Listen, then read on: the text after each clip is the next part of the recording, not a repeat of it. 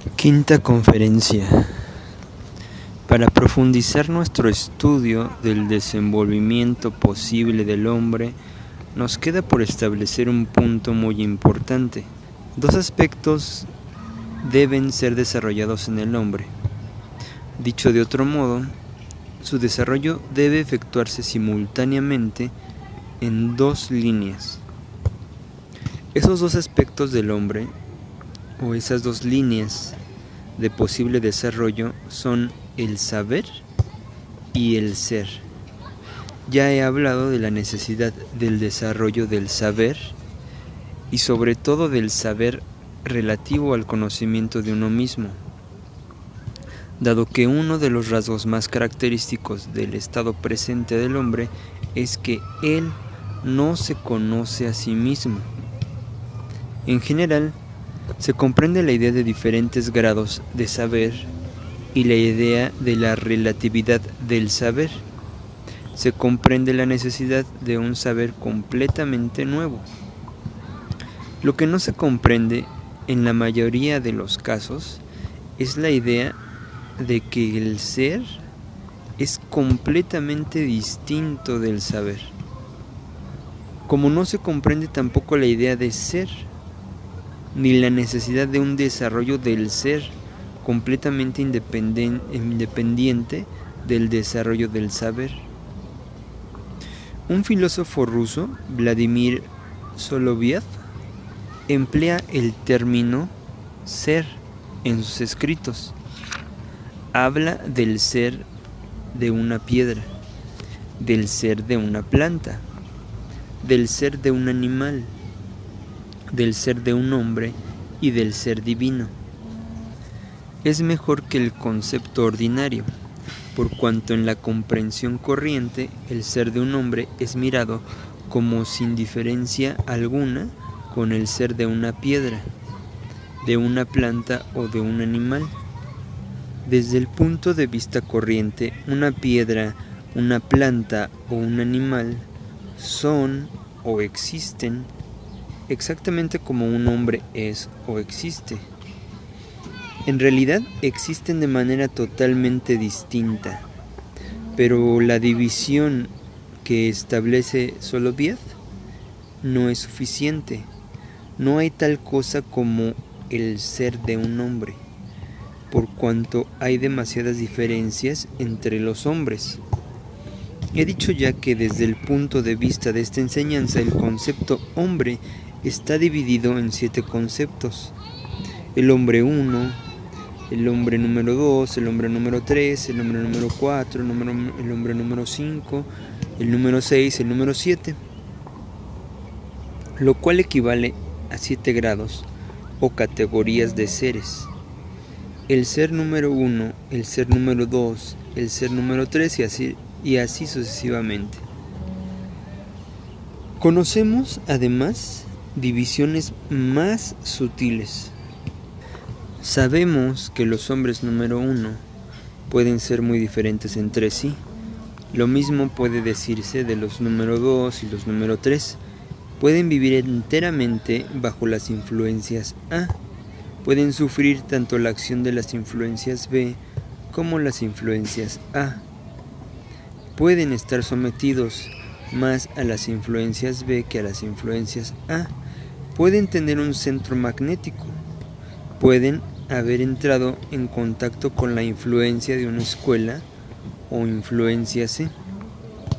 Pueden estar en vías de convertirse en hombres número 4.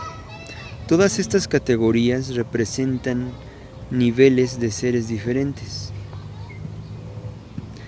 La idea de ser estaba en el corazón mismo de la concepción religiosa del hombre, y todas las demás clasificaciones del hombre eran consideradas como de poca importancia en comparación con esta.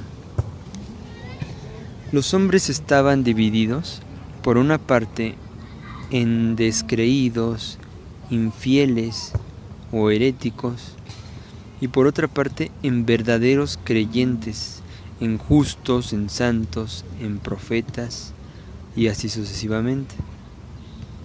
Todas estas definiciones señalaban no ya diferencias de puntos de vista y de convicciones, es decir, no el saber sino el ser.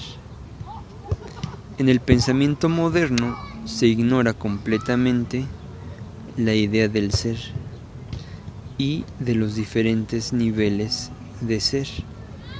Al contrario, se imagina que cuantas más divergencias y contradicciones haya en el ser de un hombre, más brillante e interesante puede ser. Se admite en general, aunque tácticamente, y a veces aún abiertamente, que un hombre puede vivir en la mentira, que puede ser egoísta, cobarde, extravagante, perverso, sin que eso le impida ser un gran sabio, o un gran filósofo, o un gran artista. Naturalmente es imposible. En efecto, aunque esta incompatibilidad de los diferentes rasgos de un solo y mismo ser sea mirada en general como originalidad, solo es debilidad. No es posible ser un gran pensador o un gran artista con espíritu perverso o incoherente, como no se puede ser un boxeador profesional o un atleta de circo si se está atacado de consunción. La difusión de esta idea, según la cual la incoherencia y la amoralidad serían signos de originalidad, es responsable de numerosas posturas científicas, artísticas o religiosas de nuestro tiempo y sin duda de todos los tiempos. Es preciso comprender claramente lo que significa el ser y por qué éste debe crecer y desarrollarse paralelamente al saber, aunque permaneciendo independiente. Si el saber prevalece sobre el ser o el ser sobre el saber, siempre resultará de ello un desarrollo unilateral. Y un desarrollo unilateral no podría llevar muy lejos. Debe fatalmente conducir a una grave contradicción interior y detenerse allí. Quizá algún día hablaremos de las diferentes clases de desarrollo unilateral y de sus resultados. En la vida corriente, el único caso que encontramos es aquel en donde el saber prevalece sobre el ser. El resultado adopta la forma de una dogmatización de ciertas ideas. Desde ese momento, todo desarrollo ulterior del saber se hace imposible en razón de la pérdida de comprensión. Hablaré ahora de la comprensión. ¿Qué es la comprensión? Traten de plantearse la cuestión y verán que no podrán responder. Hasta ahora siempre habrán confundido comprender con saber o poseer informaciones. Pero saber y comprender son dos cosas completamente distintas y deben aprender a distinguirlas. Para comprender una cosa, deben ver su relación con algún objeto más vasto o con un conjunto mayor, así como las consecuencias de esta relación. La comprensión es siempre la comprensión de un problema restringido en su relación con un problema más vasto. Supongan, por ejemplo, que yo les muestro un viejo rublo ruso de plata. Un rublo pues era una moneda del tamaño de una pieza de media corona y costaba unos 2 chelines. Pueden mirarla, estudiarla, ver en qué año fue acuñada, descubrir todo lo que se relaciona con el zar cuya efigie lleva una de las caras. Pueden pesarla, hasta pueden hacer su análisis químico y calcular la cantidad exacta de plata que contiene. Pueden aprender lo que quiere decir la palabra rublo y cómo se divulgó su uso. Pueden aprender todo eso y muchas cosas más, sin duda, pero no comprenderán jamás ese rublo, ni su significado, mientras ignoren que antes de la Primera Guerra Mundial su poder adquisitivo correspondía al de una libra inglesa de hoy, y que el rublo papel de la Rusia bolchevique correspondía en muchos casos a un cuarto de penique y aún menos. Si hacen ese descubrimiento, comprenderán algo de ese rublo y quizá muchas cosas más, pues la comprensión de una cosa lleva enseguida a la comprensión de multitud de otras cosas.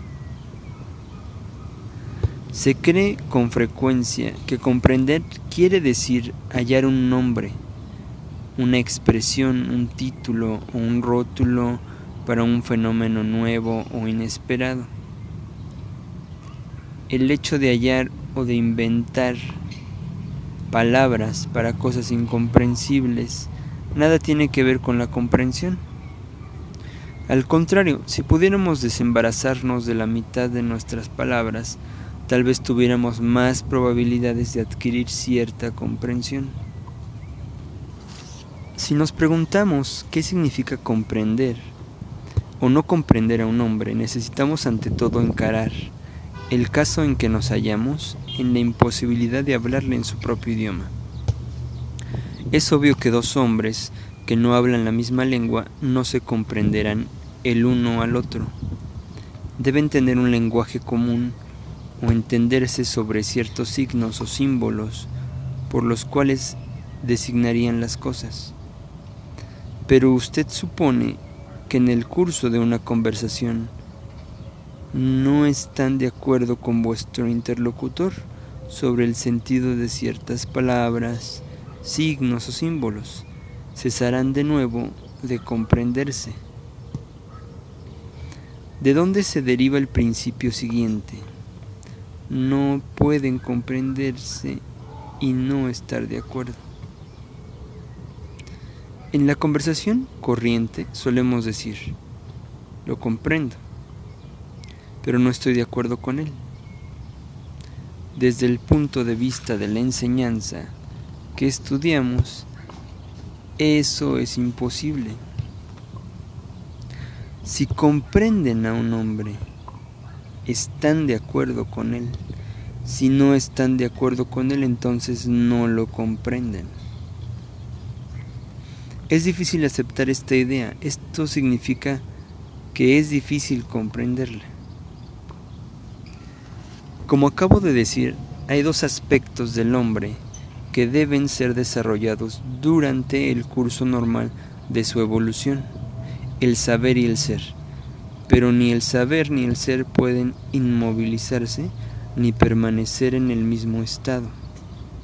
Si uno de ellos no crece y se refuerza, disminuye y se debilita. La comprensión es, en cierto modo, la media aritmética entre el saber y el ser. Y esto demuestra la necesidad de un crecimiento simultáneo del saber y del ser. Si uno de los dos disminuye mientras el otro aumenta, esto no modificará la media aritmética. Esto permite también explicarse por qué comprender significa estar de acuerdo. Para comprenderse, dos hombres no deben solo poseer un saber igual, necesitan también un ser igual. Únicamente entonces es posible una comprensión mutua. Otra idea falsa, particularmente difundida en nuestra época, es que la comprensión puede ser diferente, que cada uno de nosotros puede comprender. es decir, tiene el derecho de comprender una sola y misma cosa de manera distinta. Desde el punto de vista de esta enseñanza, nada es más falso. No puede haber diferentes comprensiones. No puede haber más que una sola comprensión. Lo demás es incomprensión o comprensión incompleta. Sin embargo, la gente piensa a menudo que comprenden las cosas de modo distinto. Podemos ver ejemplos de esto todos los días. ¿Cómo explicarse esta aparente contradicción? En realidad, no existe tal contradicción. Comprender algo significa comprenderlo en tanto que parte en su relación con el todo. Pero la idea del todo puede ser muy diferente en las personas según su saber y su ser. He aquí por qué también en este punto es necesaria la enseñanza. Se aprende a comprender comprendiendo esta enseñanza y comprendiendo todas las cosas con relación a la enseñanza. Pero para hablar en el plano ordinario, toda idea de escuela o de enseñanza aparte, es preciso admitir que hay tantos modos de comprender como hombres. Cada uno comprende cada cosa a su manera, según sus rutinas o hábitos mecánicos, pero no se trata de este caso, sino de una comprensión completamente subjetiva, completamente relativa. El camino que conduce a la comprensión objetiva pasa por la enseñanza de las escuelas o por el cambio de ser. A fin de explicar este último punto, debo volver a la división del hombre en 7 categorías. Para explicar este punto, Ouspensky genera un diagrama. El diagrama es muy sencillo. Él dibuja un círculo y dentro de él otro círculo.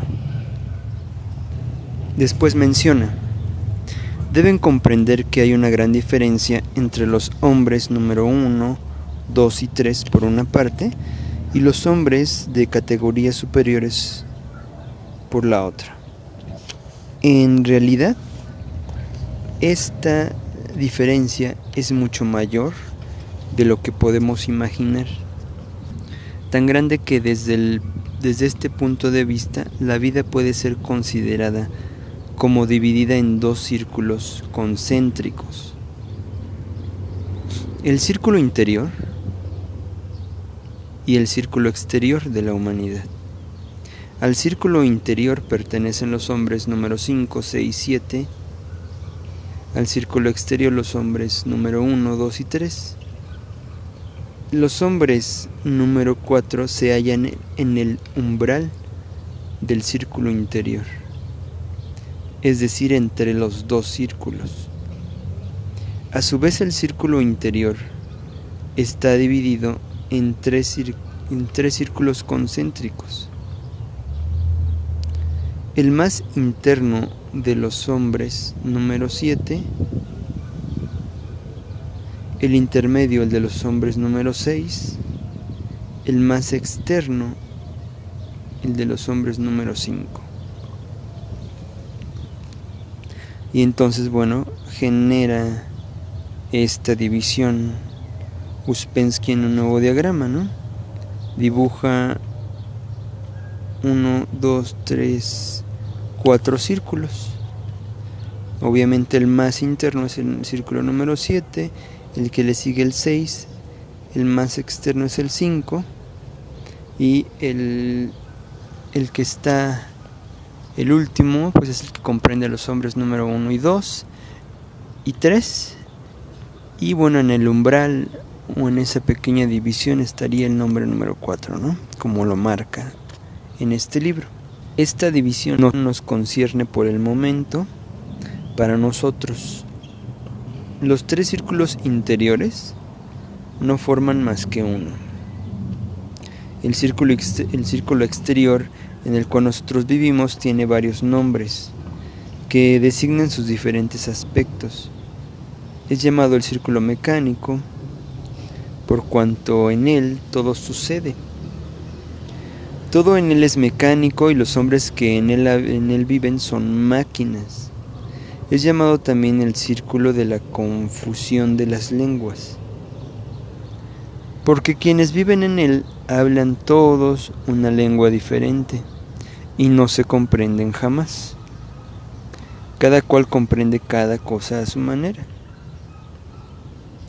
Esto nos lleva a una definición muy interesante de la comprensión.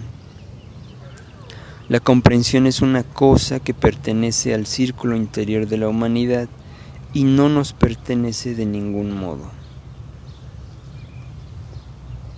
Si ciertos hombres del círculo exterior se dan cuenta de que no se comprenden los unos a los otros, y si experimentan la necesidad de comprenderse, deben intentar penetrar en el círculo interior, pues no hay comprensión mutua posible sino en él. Las diferentes clases de escuelas sirven de puertas por las cuales los hombres pueden pasar al círculo interior. Pero penetrar en un círculo superior al que se ha nacido exige del hombre un trabajo largo y difícil. El primer paso en esa labor es el estudio de un lenguaje nuevo. ¿Y cuál es ese lenguaje nuevo que estudiamos?, preguntarán. Ahora puedo responderles. Es el lenguaje del círculo interior, el lenguaje por el cual los hombres pueden comprenderse los unos a los otros. Deben darse cuenta de que estando fuera del círculo interior, no podemos aprender sino los rudimentos de ese lenguaje. Pero ya esos rudimentos nos ayudarán a comprendernos los unos a los otros mejor de lo que podríamos hacerlo sin ellos. Los 3 círculos interiores tienen cada uno su lenguaje propio. Estudiamos actualmente el lenguaje del más externo de esos 3 círculos interiores. Quienes pertenecen a ese círculo estudian el lenguaje del círculo intermedio, y quienes pertenecen al círculo intermedio estudian el lenguaje del círculo más interno. Si me preguntan cómo puede probarse todo eso, les responderé que no puede probarse, sino persiguiendo el estudio de uno mismo y la observación. Si descubrimos que el estudio de esta enseñanza nos permite comprendernos y comprender a los demás, y también ciertos libros y ciertas ideas, mejor de lo que podíamos haberlo hecho antes, y en particular si descubrimos ciertos hechos precisos que testimonien el desarrollo de nuestra nueva comprensión, eso será, si no una prueba, por lo menos un signo de la posibilidad de una prueba. No debemos olvidar que, al igual que nuestra conciencia, nuestra comprensión no se halla siempre al mismo nivel. Se eleva o desciende continuamente. Esto quiere decir que en tal momento nos comprendemos mejor y que en tal otro nos comprendemos peor. Si observamos en nosotros mismos estas diferencias de comprensión, nos hallaremos en condiciones de comprender que hay realmente una posibilidad ante todo de mantenerse en esos niveles superiores de comprensión y luego de superarlos. Pero un estudio teórico no basta. Deben trabajar sobre su ser, trabajar en cambiar su ser. Si pueden definir su propósito como un deseo de comprender a los demás, deben recordar un principio fundamental de las escuelas. No pueden comprender a los demás sino en la medida que se comprenden a ustedes mismos y al nivel de su propio ser solamente. Esto significa que pueden juzgar del saber de los demás, pero que no pueden juzgar de su ser. No pueden ver en ellos sino otro tanto de lo que pueden haber visto en ustedes mismos. Pero siempre cometemos el error de creer que podemos juzgar el ser de los demás. En realidad, si deseamos entrar en contacto con los hombres más desarrollados que nosotros y comprenderlos, debemos trabajar para cambiar nuestro ser. Debemos ahora volver al estudio de los centros, así como al estudio de la atención y del recuerdo de sí, pues son los únicos caminos que conducen a la comprensión. Además de la división en dos partes, positiva y negativa, que como hemos visto no es la misma en los diferentes centros, cada uno de los 4 centros está dividido en 3 partes. Esas 3 partes corresponden a la división misma de los centros entre sí. La primera parte es mecánica e incluye los principios instintivo y motor, con o sin predominio de uno de ellos. La segunda es emocional y la tercera intelectual. En el diagrama siguiente indica la posición de esas partes en el centro intelectual. El centro intelectual está dividido en 2 partes, positiva y negativa, y cada una de ellas se divide en 3 partes. Así pues, el centro comporta de hecho 6 partes. Aquí Ouspensky dibuja un diagrama. Lo que hace es dibujar un círculo. Ese círculo lo divide con una línea a la mitad de manera horizontal la línea. Así queda dividido en 2 y posteriormente hace una división en vertical. Bueno, hace 2 divisiones en vertical para que así cada mitad que quedó descubierta con la primera línea horizontal, cada mitad se divide en 3, ¿no? 3 mitades arriba y 3 partes arriba y 3 partes abajo. Cada una de esas 6 partes se subdivide a su vez en 3 partes: mecánica, emocional e intelectual. Pero no hablaremos de estas subdivisiones sino más tarde, con excepción de una sola de ellas, la parte mecánica del centro intelectual, de que hablaremos inmediatamente. La división de un centro en 3 partes es muy simple. Su parte mecánica trabaja casi automáticamente, no exige ninguna atención, pero por eso mismo no puede adaptarse a los cambios de circunstancias, no puede pensar. Continúa trabajando tal como comenzó, aun cuando las circunstancias hayan cambiado completamente. En el centro intelectual, la parte mecánica comprende todo el trabajo de registro de las impresiones, recuerdos y asociaciones. Es cuanto debiera hacer normalmente. Es decir, si las otras partes realizan su propio trabajo, no debería responder jamás a las preguntas que se dirigen al centro por entero, ni intentar resolver sus problemas, y no debiera decidir nunca nada. Desgraciadamente, el hecho es que ella está siempre dispuesta a decidir y que responde siempre a toda suerte de preguntas de un modo muy estrecho y limitado, en frases estereotipadas, con expresiones populacheras, con eslogans políticos.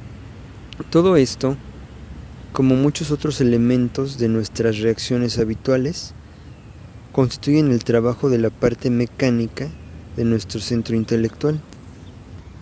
Esta parte tiene su propio nombre. Se llama aparato formador o también centro formador. Muchas personas, sobre todo entre los hombres número 1, o sea la mayoría, pasan toda su vida con solo su aparato formador, sin acudir jamás a las otras partes de su centro intelectual, para todas las necesidades inmediatas de la vida, para recibir las influencias A y responderles, y para deformar y rechazar las influencias C. El aparato formador es completamente suficiente. Siempre es posible reconocer el pensamiento del centro formador. Por ejemplo, el centro formador parece no poder contar sino hasta 2. En efecto, siempre divide todas las cosas en 2. Bolcheviquismo y fascismo, obrero y burgués, proletarios y capitalistas, y así por el estilo. Debemos la mayoría de nuestros clichés modernos al pensamiento del centro formador, y no solo la mayoría de nuestros clichés, sino todas las teorías populares modernas. Quizá sea posible decir que en todos los tiempos las teorías populares dependen del aparato formador. La parte emocional del centro intelectual está constituida principalmente por lo que se denomina emociones intelectuales, sea el deseo de saber, el deseo de comprender, la satisfacción de saber, el descontento de no saber, el placer del descubrimiento y así sucesivamente. Aunque todas esas emociones puedan también manifestarse a niveles muy diferentes. El trabajo de la parte emocional exige plena atención, pero en esta parte del centro la atención no exige esfuerzo alguno. Es atraída y retenida por el sujeto mismo, a menudo bajo el efecto de una identificación que se designa habitualmente con el nombre de interés, o entusiasmo, o pasión, o devoción. La parte intelectual del centro intelectual comporta la facultad de crear, construir, inventar, descubrir. No puede trabajar sin atención, pero la atención en esta parte del centro debe ser controlada y mantenida por la voluntad y el esfuerzo. Tal será nuestro principal criterio en el estudio de las diferentes partes de los centros. Si los encaramos desde el punto de vista de la atención, sabremos enseguida en qué parte de los centros nos hallamos, sin atención o con una atención errante. Nos hallamos en la parte mecánica. Con una atención atraída y retenida por el sujeto de la observación o reflexión, estamos en la parte emocional.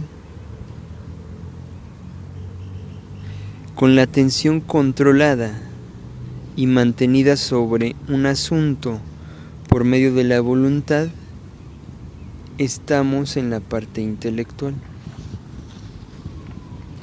Al mismo tiempo, este método muestra cómo hacer trabajar a las partes intelectuales de los centros, observando la atención y ensayando controlarla.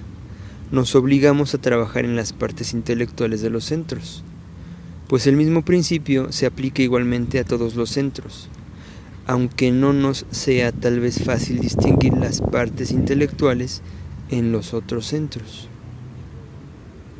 y especialmente en el centro instintivo, cuya parte intelectual no exige para su trabajo ninguna atención que podamos percibir y controlar. Tomemos el centro emocional. Dejaré de lado por el momento las emociones negativas. No nos ocuparemos más que de la división del centro en 3 partes: mecánica, emocional e intelectual.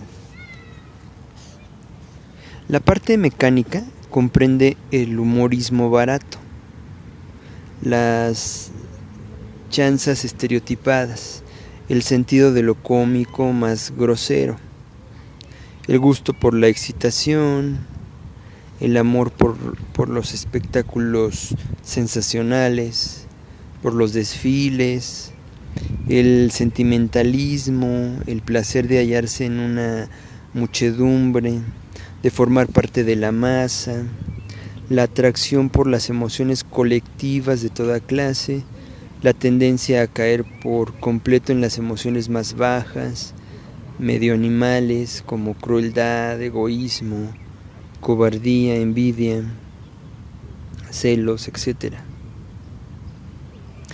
La parte emocional puede ser muy distinta según las personas.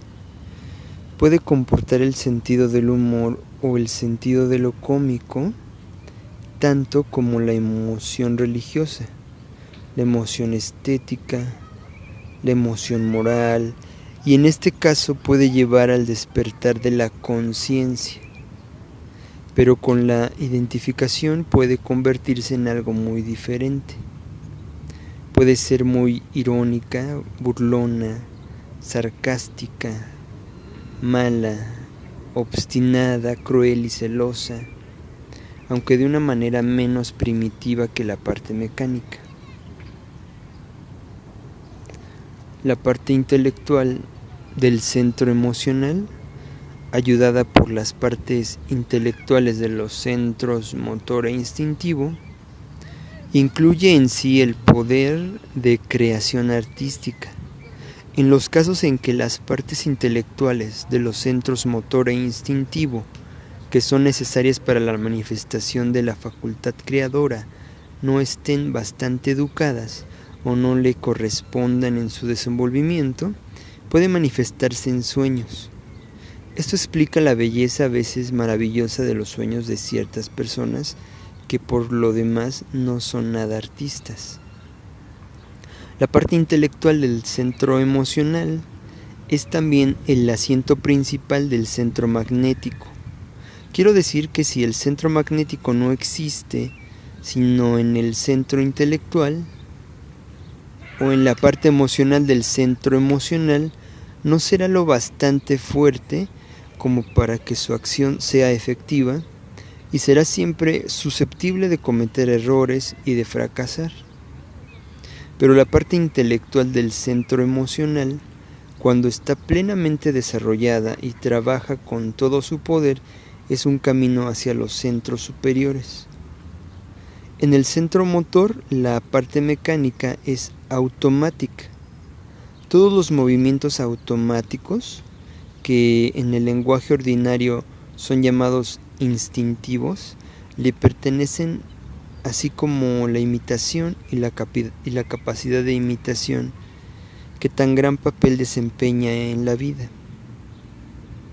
La parte emocional del centro motor corresponde sobre todo al placer del movimiento.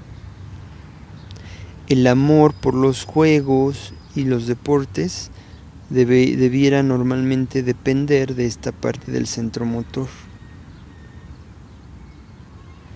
Pero cuando la identificación u otras emociones se mezclan a ella, esto sucede raramente y en la mayoría de los casos la afición por los deportes se halla en la parte motriz del centro intelectual o del centro emocional. La parte intelectual del centro motor es un instrumento muy importante y muy interesante. Quien quiera haya tenido ocasión de realizar bien un trabajo físico, no importa cuál, sabe que cada clase de trabajo exige mucha invención. Uno debe inventar sus propios métodos para todo lo que hace. Esas invenciones son el trabajo de la parte intelectual del centro motor, como lo son muchas otras invenciones del hombre.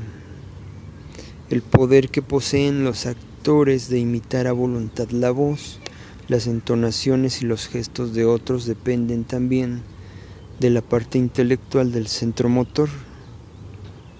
Pero cuando este poder de imitación alcanza un grado superior, exige al mismo tiempo el trabajo de la parte intelectual del centro emocional. El trabajo del centro instintivo sigue siendo para nosotros muy oscuro. Realmente no conocemos quiero decir, no sentimos o no podemos observar, sino su parte sensorial y emocional. Su parte mecánica comprende las sensaciones habituales, que con frecuencia no notamos en absoluto, pero que sirven de base a las demás sensaciones. Comprende también los movimientos instintivos en el sentido correcto de la expresión, es decir, todos los movimientos internos, tales como los de la circulación de la sangre, de la digestión y los reflejos internos y externos. La parte intelectual ocupa un lugar muy grande y muy importante. En el estado de conciencia de uno mismo o cuando se está próximo a él, se puede entrar en contacto con la parte intelectual del centro instintivo y recoger así muchos datos sobre el funcionamiento de la máquina y sobre sus posibilidades. La parte intelectual del centro instintivo aparece como un cerebro detrás de todo trabajo del organismo, y un cerebro que en nada se parece al centro intelectual. El estudio de las partes de los centros y de sus funciones específicas exige cierto grado de recuerdo de uno mismo. Sin recordarse a uno mismo no se puede observar durante bastante tiempo o con suficiente claridad como para sentir y comprender la diferencia entre las funciones dependientes de las diversas partes de los diferentes centros. El estudio de la atención revela las partes de los centros mejor que cualquier otra cosa. Pero el estudio de la atención reclama a su vez cierto grado de recuerdo de uno mismo. Pronto comprenderán que todo vuestro trabajo sobre nosotros mismos depende del recuerdo de uno mismo y que sin él no pueden realizar ningún progreso.